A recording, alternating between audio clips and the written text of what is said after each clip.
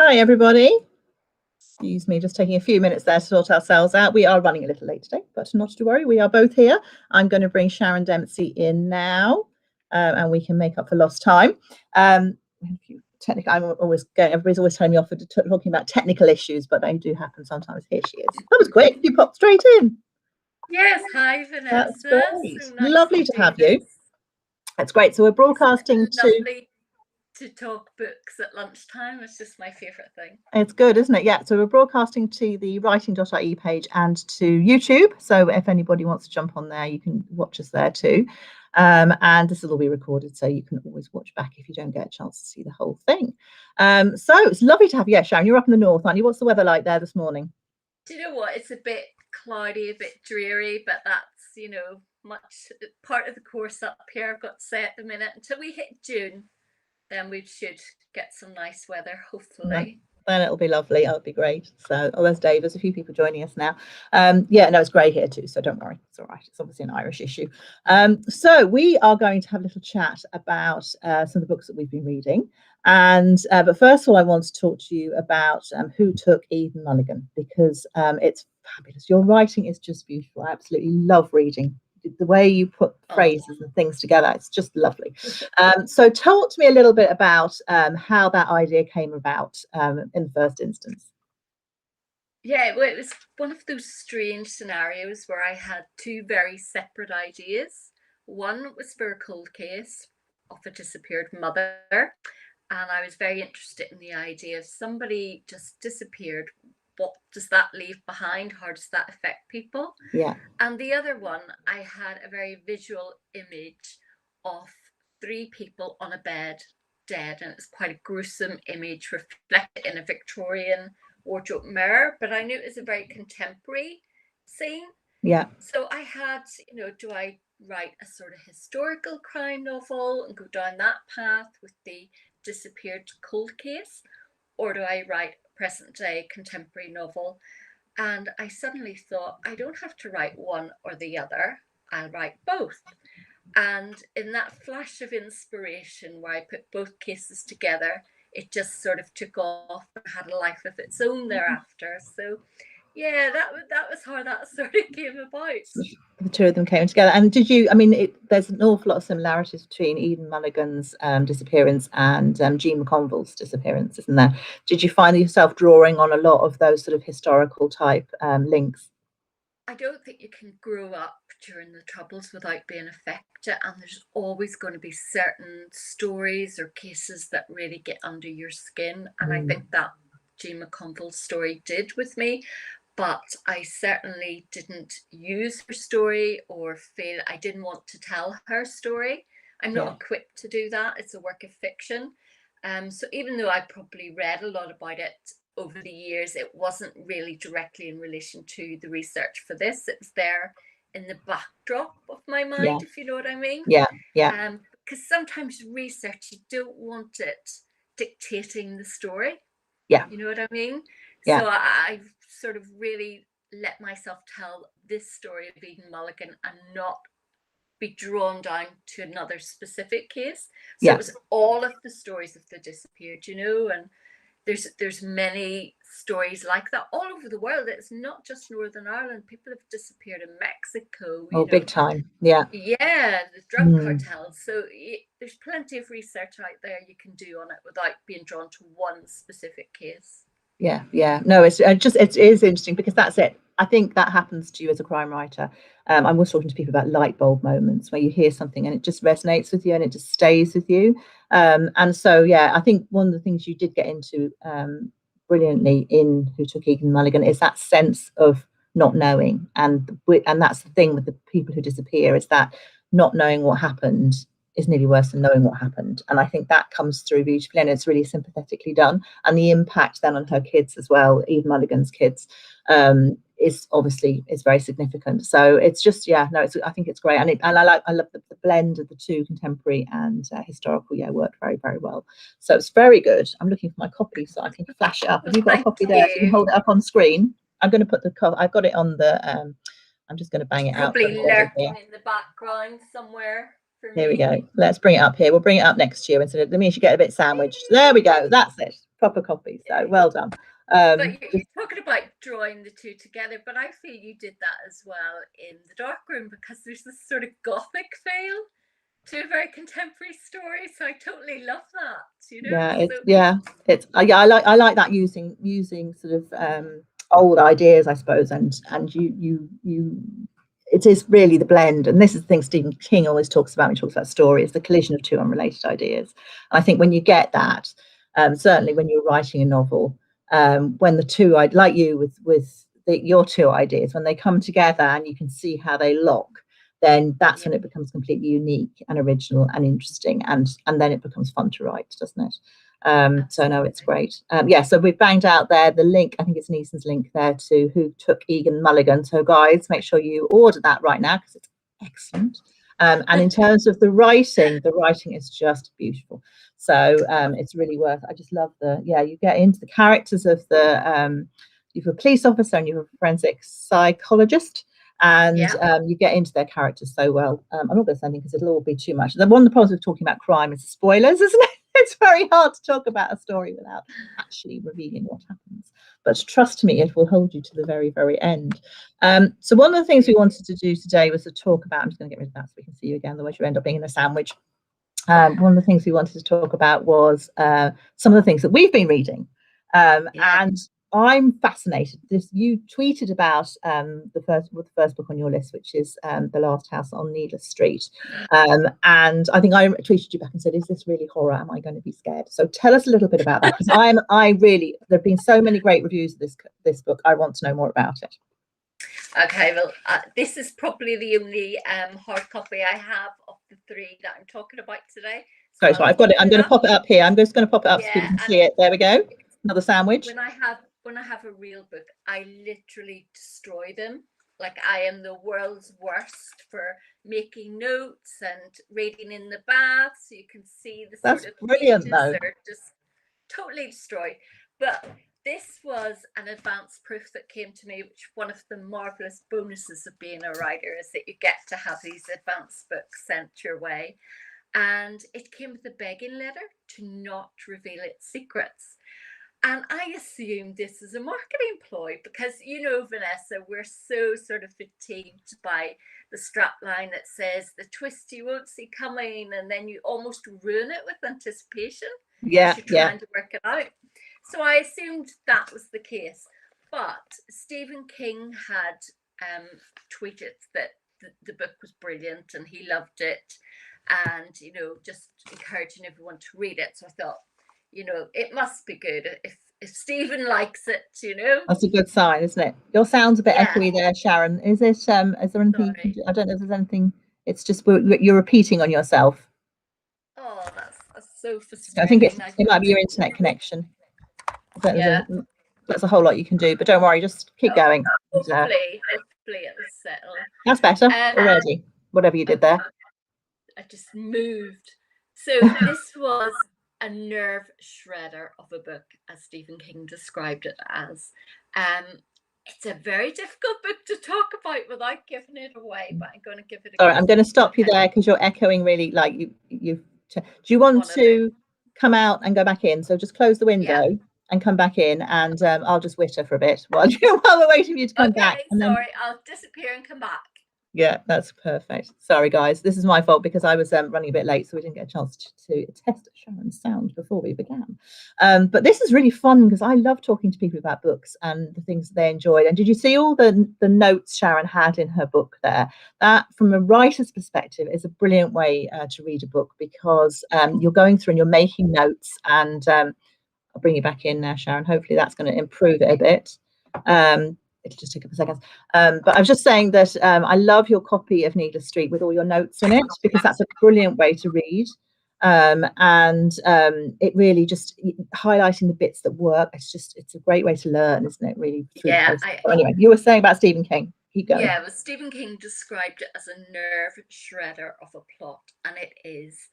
So it opens with a sort of crime fiction trope of the little lost girl. So she's called by the press and the media in the book the little girl with the popsicle. So that's the image that has been left by her disappearance. But we get to know the central character, Ted, who has been accused of this little girl's disappearance. And so we begin to sort of get an idea of him being this total loner, living in this shack of a house on the edge of a wood. So it's very Gothic feel to it, but suburban Gothic. The house is boarded up. There's no light coming in other than little tiny coin size where the knots of wood have come away. So already, you know, I'm there. Atmospheric. I'm there, okay? So it just has this claustrophobia.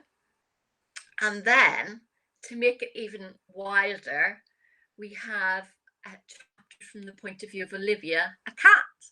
Now you would think, okay, I'm out, but no, totally sold, because the characterization of the cat is so amazing that it's worth reading for that alone. So the third person that we hear the story from is Ted, the cat, and then Lauren, Ted's daughter, we're told. And we discover that she has been held here. I don't want to give too much away. Too much. I know, it's so tricky, isn't it? So hard.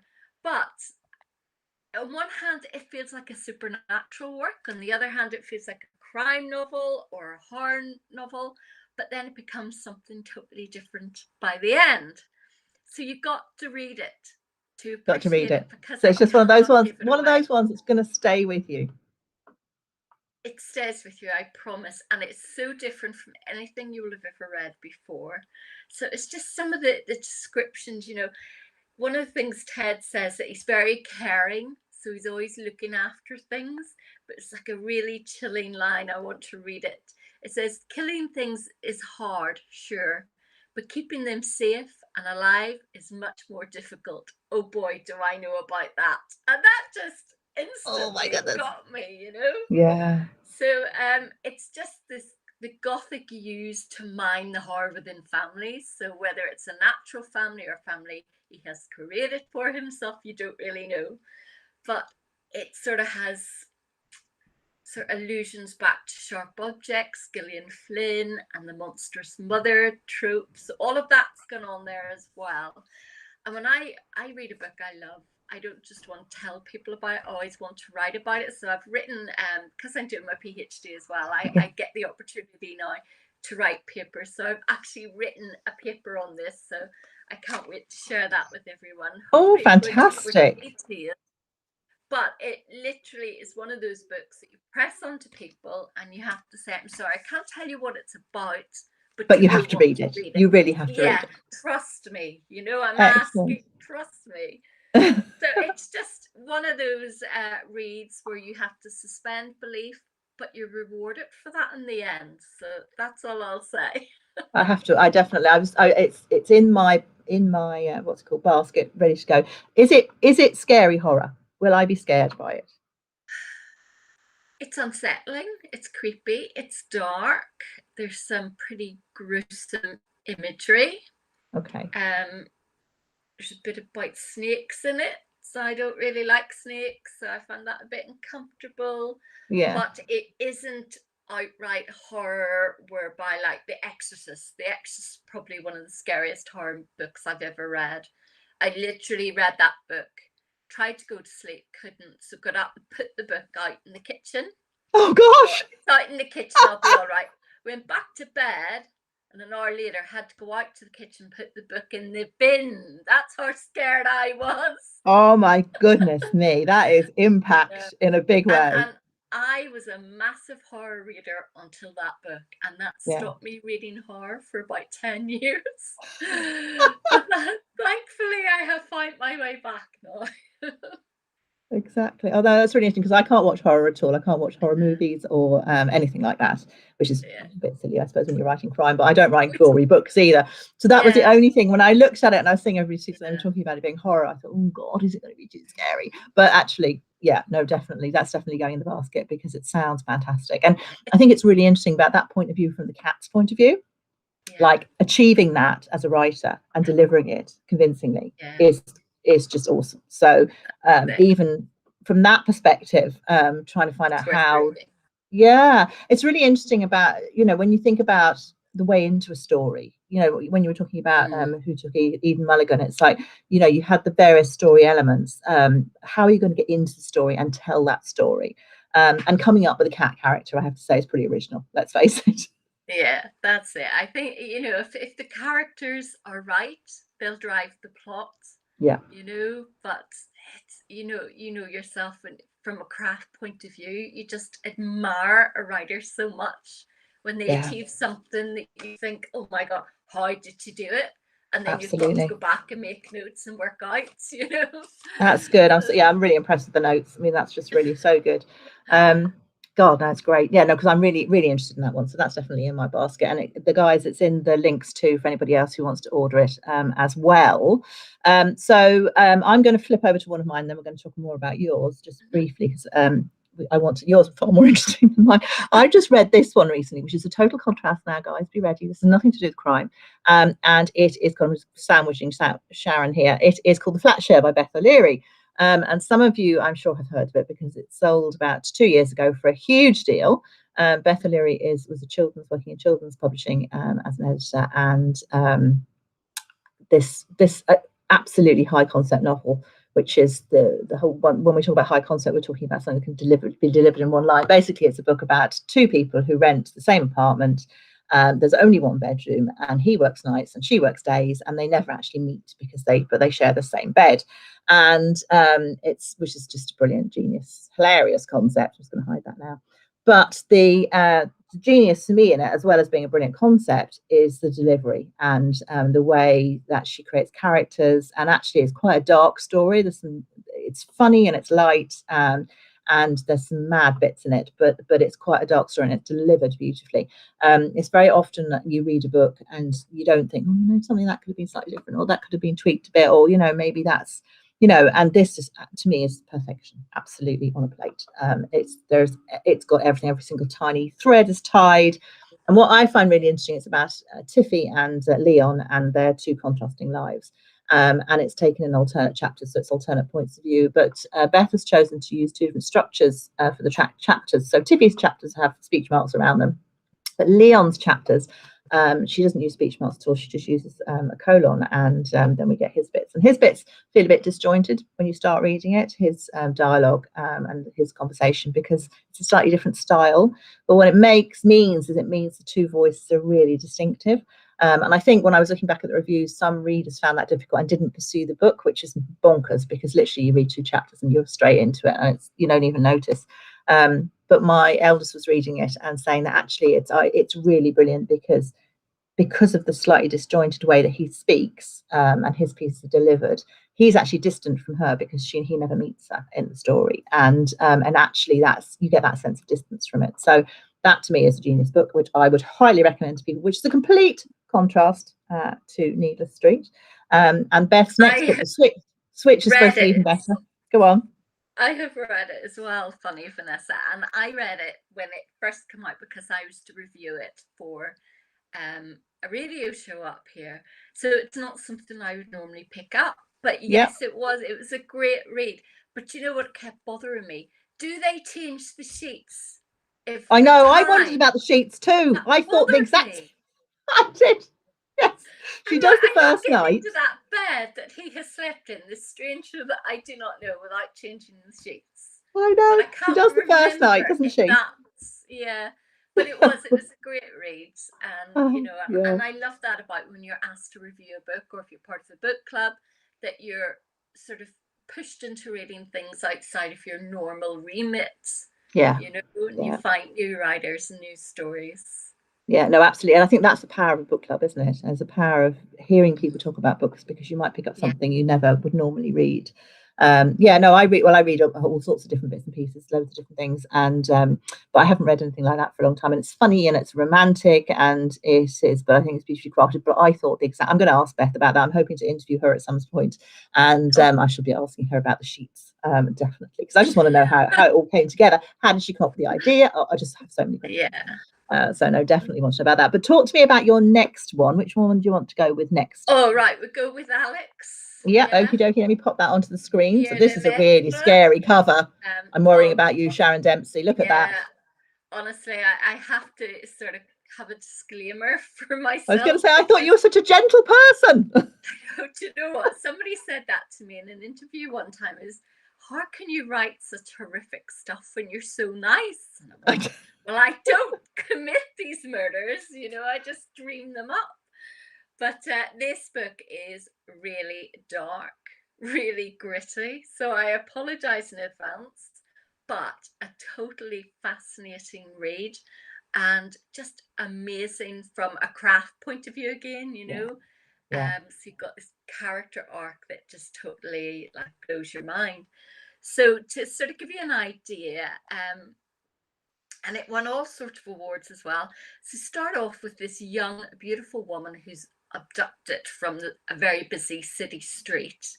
One person sees it happen. Nobody has reported anybody missing. There's no CCTV. Nobody knows anything other than this eyewitness account. So we have our police inspector, Commandant Camille Van Hoeven, I think, or Van Even. My French is terrible, sorry. And he is tiny. He's about 4'8", because his mother smoked incessantly while she was pregnant, and it really affected his growth. So he has all of this baggage, plus he's got his own backstory that's quite traumatic anyway. So he comes along to this case, and he has to find out who this girl is and where she's been taken.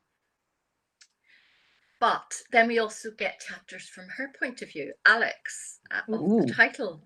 And she has had the most awful, horrific beating and ends up in a crate. Now, this crate, a wooden crate, is so small that she can't sit up and she can't lie down.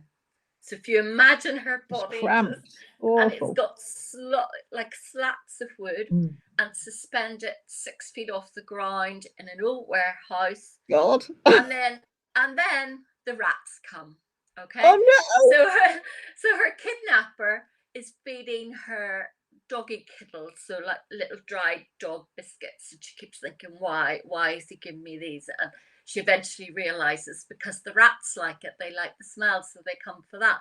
But so you start off feeling so sorry for her. Then you discover, as the story goes on, she is not any ordinary victim.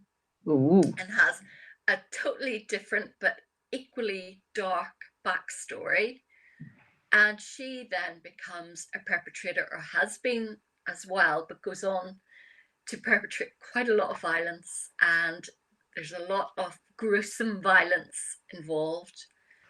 But by the end, you have a totally different opinion of her, because you understand how she ended up getting to that place. So your mind is just blowing, your sympathies are drawn in every direction. You don't know who to feel, you know, who you're rooting for, who you're not. So it just takes you on that journey as a reader, which I just find really interesting and inspiring. And I think it'll be one of those books that I'll go back with my sticky notes and say, you're sticking to go through and right, this is how you did this is how you did that. But intense violent imagery, so it comes with a health warning for those who don't like that kind of stuff.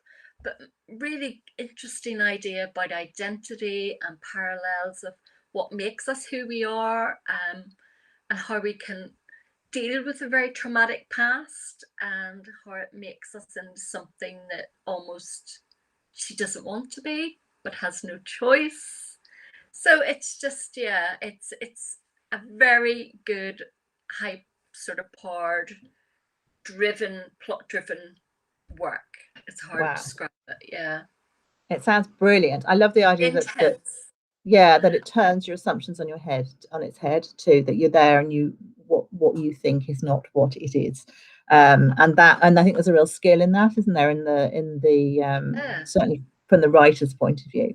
And actually, very interesting, because actually, it's a very interesting approach, because if you think about her being in her, just sort of from what you said there, of her, she's basically in this crate for the entire good proportion of the book, and you're talking about it from her point of view. there is limitations on what you can do there. There's going to obviously, I'd imagine, going to be lots of flashbacks and bits and pieces in there as her story is revealed. But that's quite a challenge as a writer. So very impressive. Very impressive. You know, those sort of passages where she's in that crate, though, they are so intense, and you literally feel yourself wanting to sort of stretch, you know, because you can feel the claustrophobia that she's dealing with, and just the torturousness of it, you know. Yeah, absolutely. No, it sounds absolutely brilliant. And really a very striking cover. For sure. So that's in there. So that's gone out into the comments too. There's links to Waterstones because I found that one on Waterstones as a whole mixture. But we're going a bit lighter now with the next one, Sharon, aren't we? Tell me about. Let me get rid of Alex off the. Sorry, I have to find the bits and pieces here. So the next one, actually, you introduce it first, so I don't sandwich you, and then I can sandwich you in a second with the cover. Okay.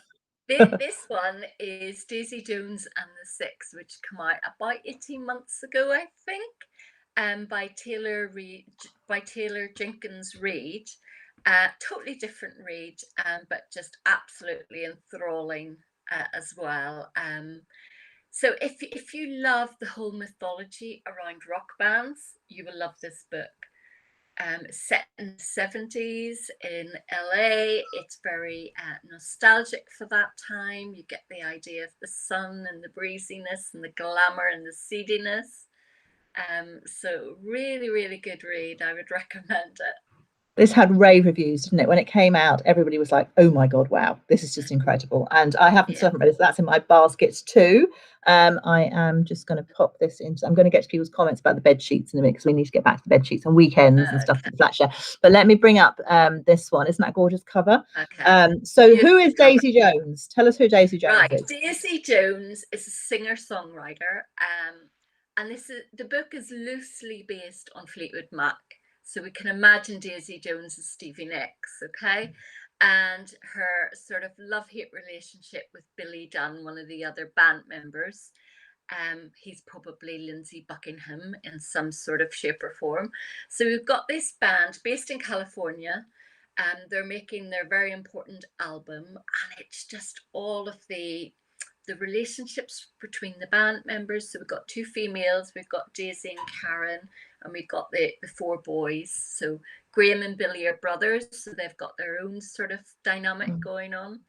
And it doesn't just focus on the female perspective, so you get the males sort of coming through their stories as well. Billy was married to Camellia, they had kids, so all of that. And the idea of them creating something that's really special. And I suppose that's the way it was with Fleetwood Mac when they were writing Rumours, and they're telling the story of their love and their hate and their relationships through the songs. And this really comes through in the book as well. And it's just one of those reads that takes you to another time and another place. It's wonderfully escapist. But yet it feels so true. And I don't know if it feels so true because we all sort of know in the back of our head something about Fleetwood Mac. And, you know, I'm quite a big rock fan anyway. So I love reading rock biographies. And, you know, so I'm sort of invested in the story before I even open the page, if you know what I mean. But it's just the misunderstandings, the dynamic between them all.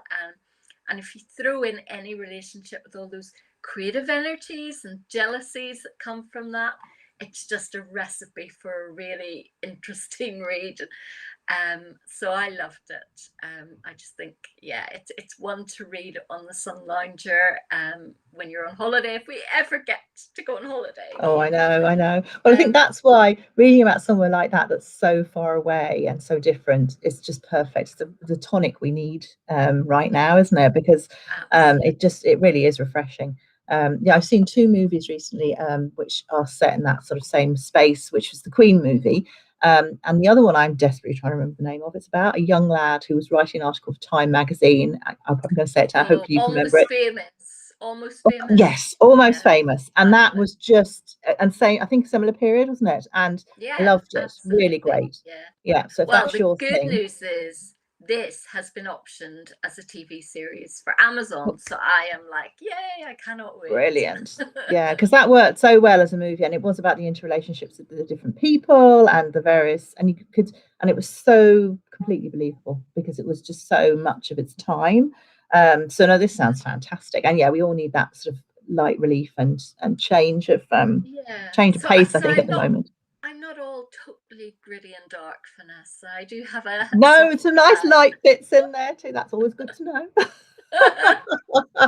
Because some of the gruesome stuff is fairly gruesome, let's face it. But no, this is excellent. Yeah, no, so that's in my basket too. Because literally, as I was getting the thing set up for today, I was doing it last night, and I was like, "Well, click on that as well." So yeah, the basket is growing. Oh, that's fantastic. No, it's really good. Yeah, so I would be the same as you would read, like across of different variety of stuff. So I was looking at the different bits and pieces that I'm reading as well, and of course, needless to say, I couldn't find half the ones I wanted to find for you today. But this one's just arrived. Because I'm like you, I get the proofs as well. Which is the Ladies Midnight Swimming Club. Isn't that great? Club. That I think is lovely. Yeah. Isn't that good? Good? Lovely cover. Isn't it beautiful? Yeah. It's by Faith Hogan. It's coming from Hedda Zeus Aria, and I'm really looking forward to reading that. I just think as a concept, it's just genius. It's like already I'm in there. I'm vested. I'm with the women. Yeah, I mean, swimming. That's what you're saying about high concept. It's when you have an idea that everybody gets immediately, straight away. You know it's going to work. Yeah, definitely. So that's a great one. I also got Sinead Moriarty's About Us. Just dying to get into that. Yeah, I've got I have so many books to read. It's desperate, but I have. But these are ones I'm like saving them because they're going to be lovely. But the one I'm reading at the moment is this. I don't know if you've got a copy of that one. Haven't got it yet, but I'm definitely ordering it. I cannot wait. So this is a high concept. I'm going to bung this into the what happened there? Oh, we've still got Daisy Jones on the screen. Let's get rid of it. Actually, we can leave Daisy Jones because then you don't get squashed. Sharon is not. That's the only problem with this is that you end up in the sandwich in the middle. We get to see more of your lovely writing room. But yeah, Olivia Kiernan's Murder Box. This is the fourth, I think, Frankie Sheehan novel from her. She's based in the UK, but the books are based in Ireland. She's Irish, obviously. And I can read them off the back now. The titles of the other ones very handily. So Play Dead for Me was her first book, which I think they changed the title of.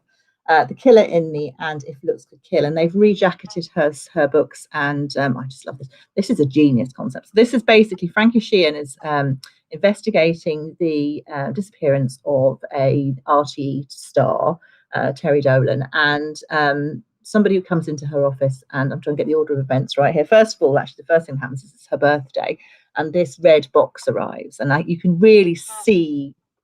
It's really well described. This red box arrives with a whole load of bits of evidence in it, and basically it's a murder box, and it's like a murder mystery game.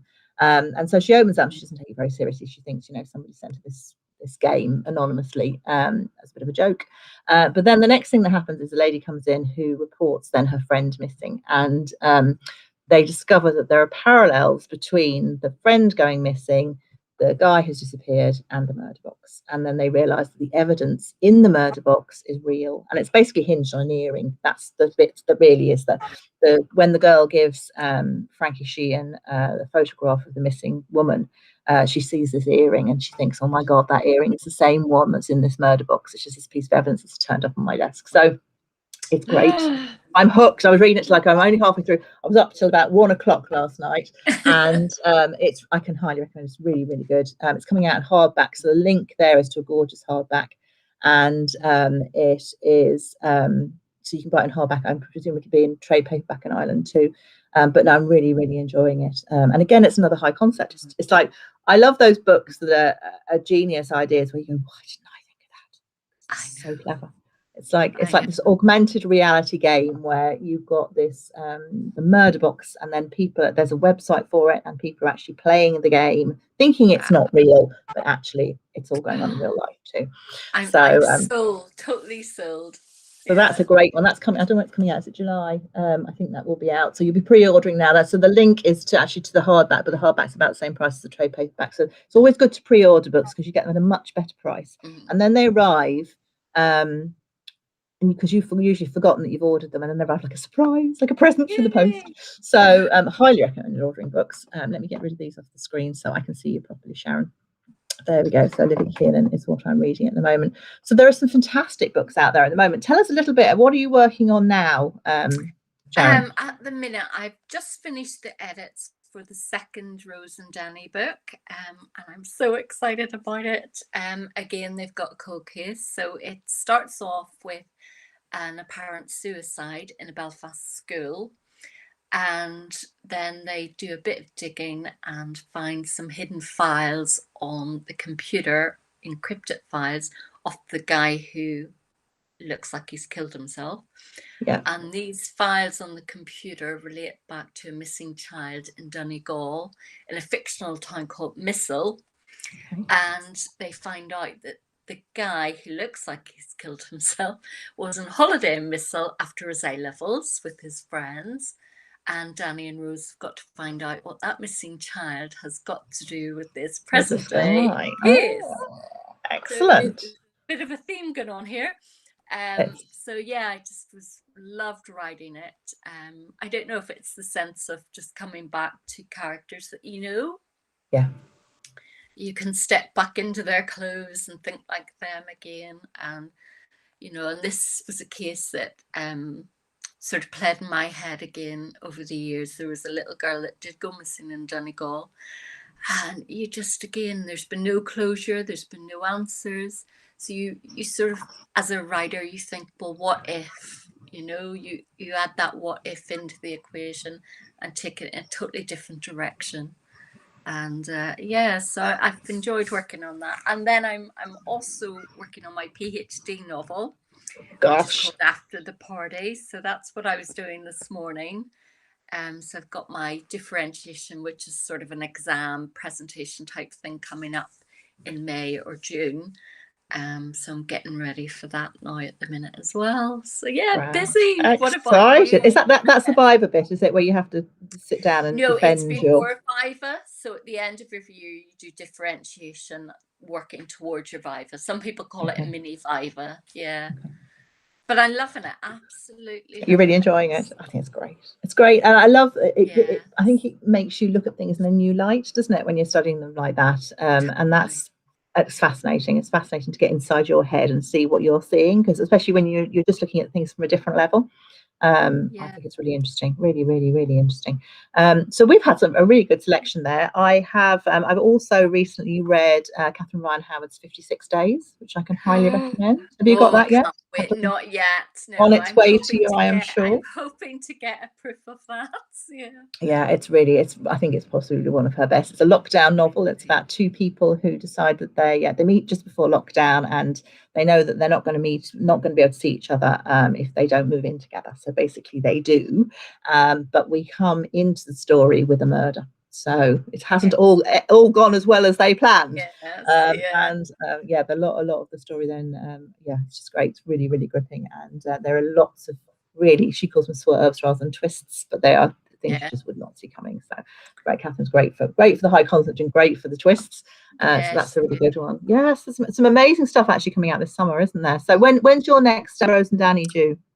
Probably not until February or March of next year, because we're only launching the first book in August in the UK and America. So even though we've had the trade paperback out here since middle of February, I will go through the whole launch process again in August.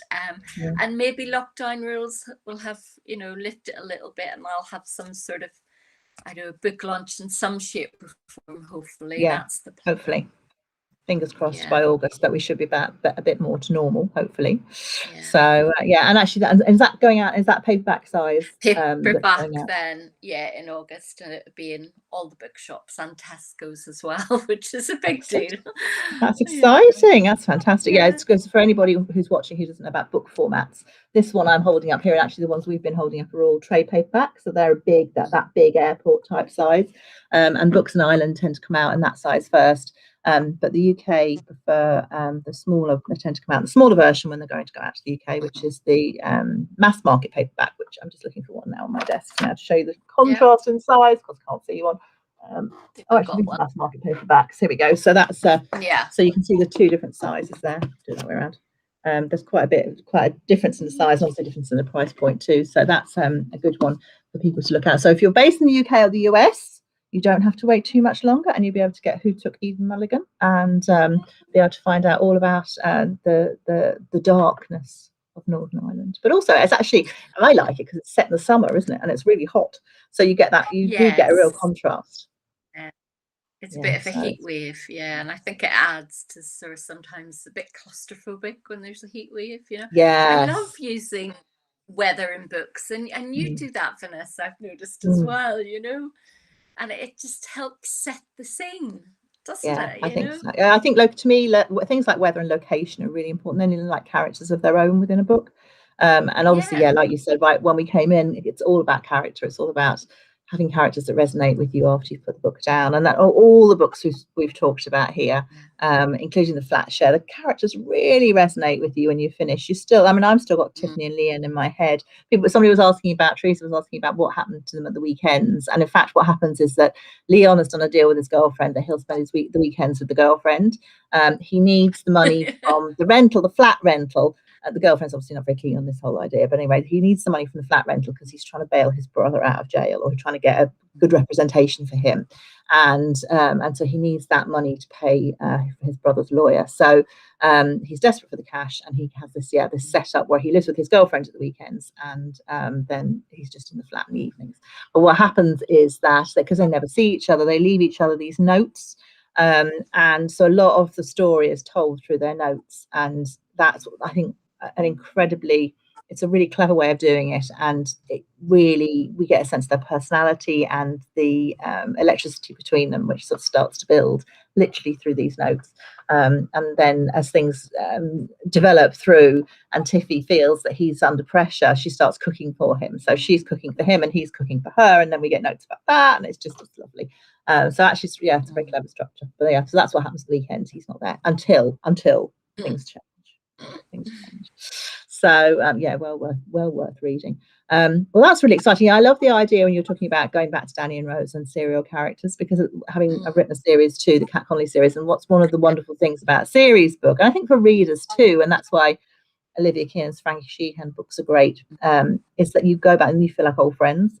You feel like you're going back to them, and then you've only got to worry about the plot, because you already know them, and we're learning more about them. Did you know everything about your characters before you started writing? Not everything. A lot of it I find out and discover, as I'm writing that first draft, but I hope you'll come back to Kat Connolly, by the way. I know you've had 2 standalones, but you will go back, won't you? I don't know. We'll wait and see. Wait and see. I have to see. People keep saying that to me, actually. And I know what happens to her next. And she pops up I've got like a spare book at the moment. She pops up at the end of that. So I don't know what's going to happen with that. Ooh. And there's a book, and then the new one. She's not in the new one that's coming out. There's another standalone coming that I've just delivered.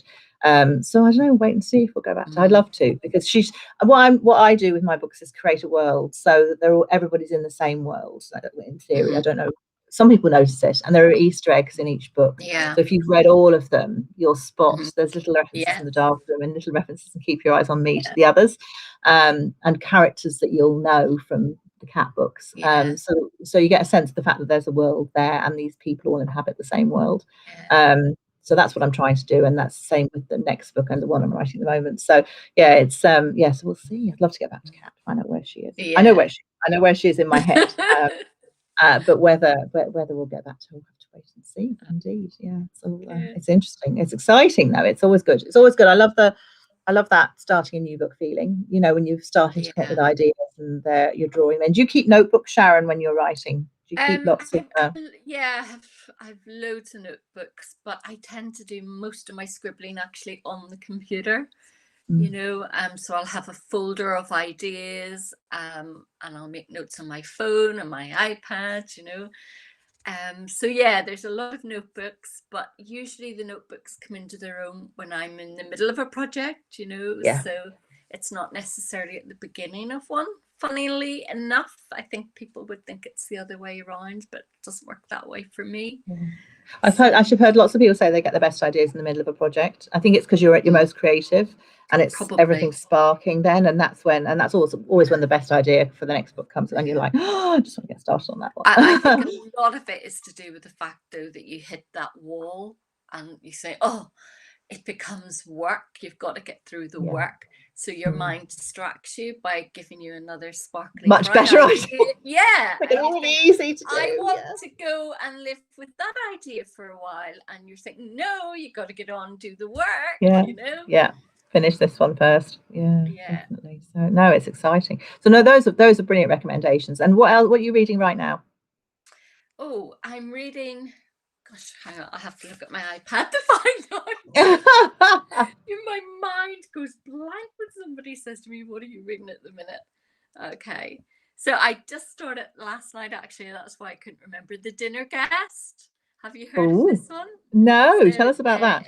It opens with a murder at a dinner party. So yeah, I think it should be very good. That sounds great. And who's that by? There we go. P.B. Walter. So it's literally just good cover. Good cover, yeah. Oh. And I never just read one book. Like I always have 6 or 7 on the go. I'm also reading The Wife, Olivia Burke. Wow, that looks good.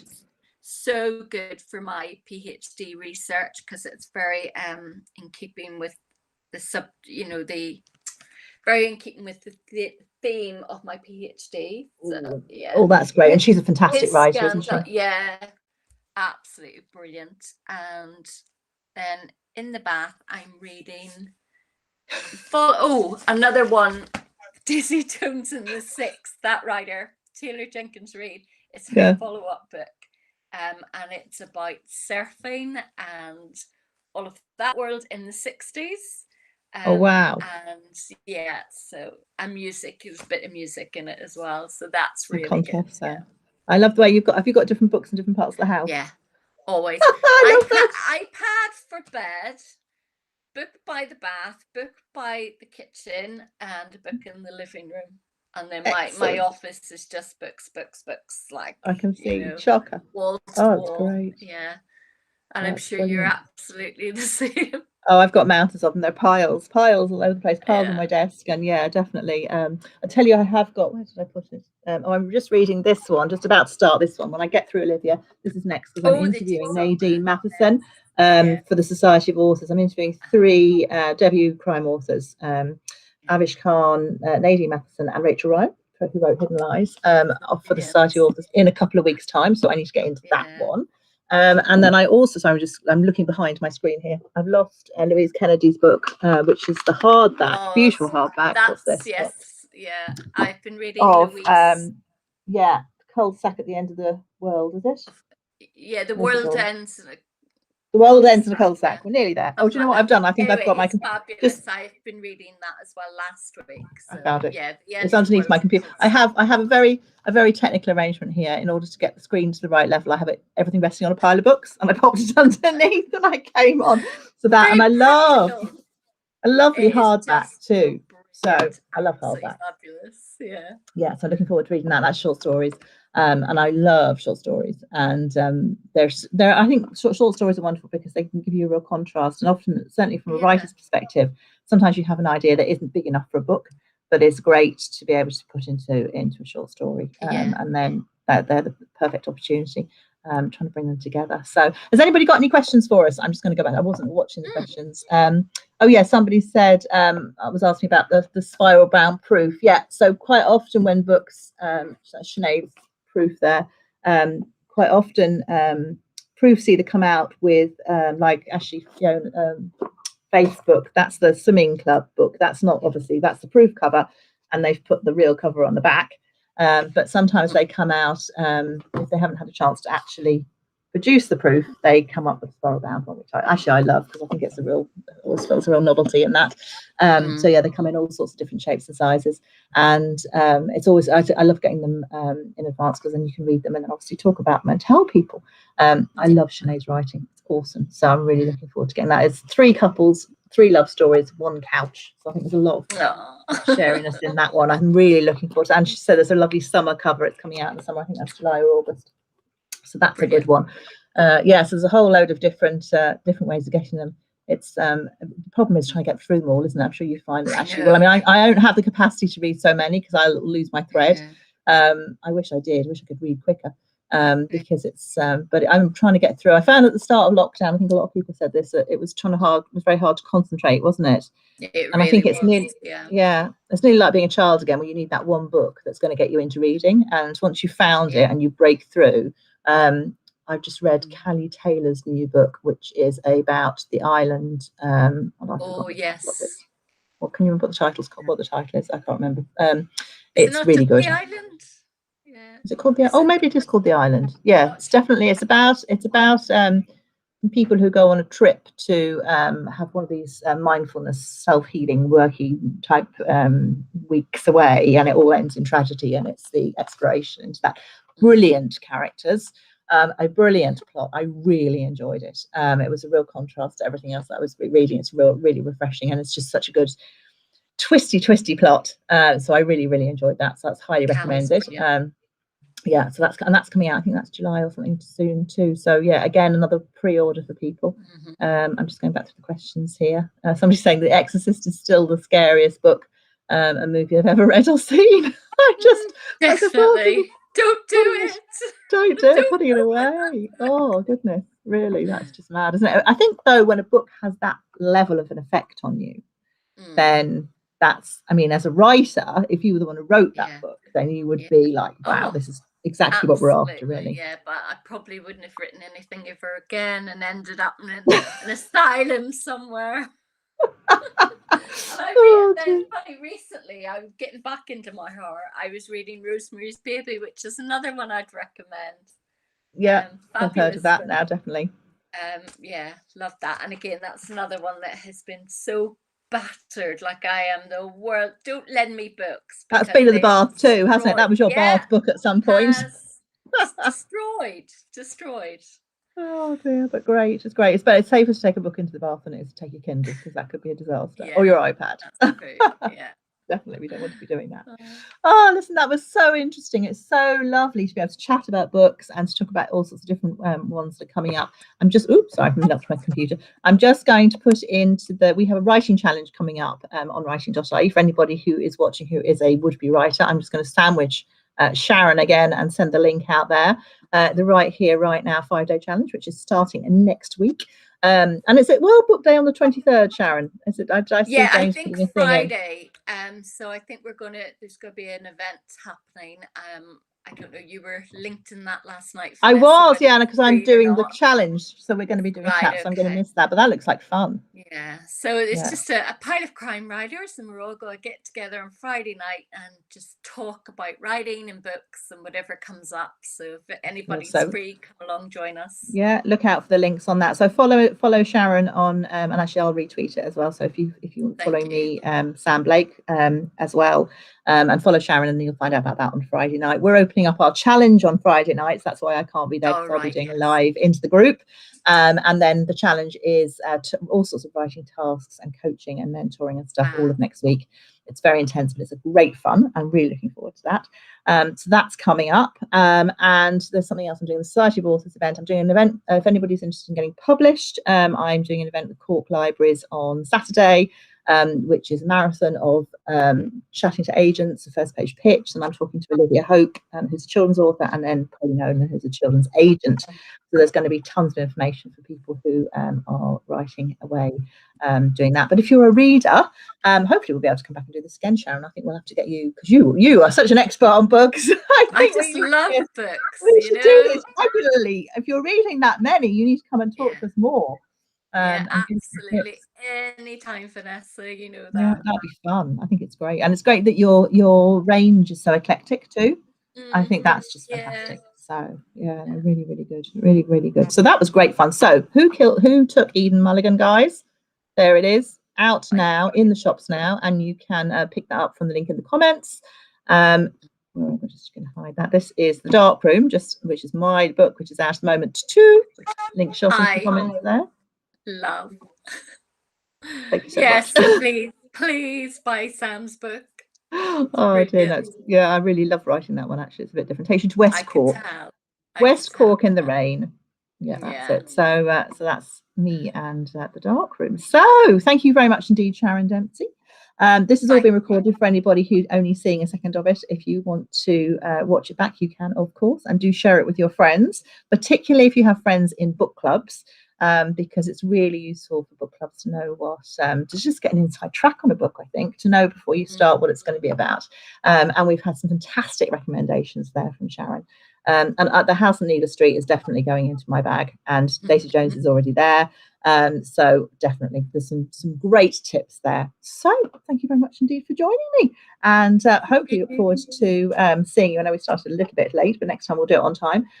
Seeing you again soon. We'll find out when we can meet again to talk books. Brilliant, Vanessa. Thank you so much. Thank you so much. Thanks everyone for coming. It's great to see everybody. Hopefully we got to everybody's comments too. So I'm just going to sign off now, and then we can stay and chat for a little bit longer. Okay.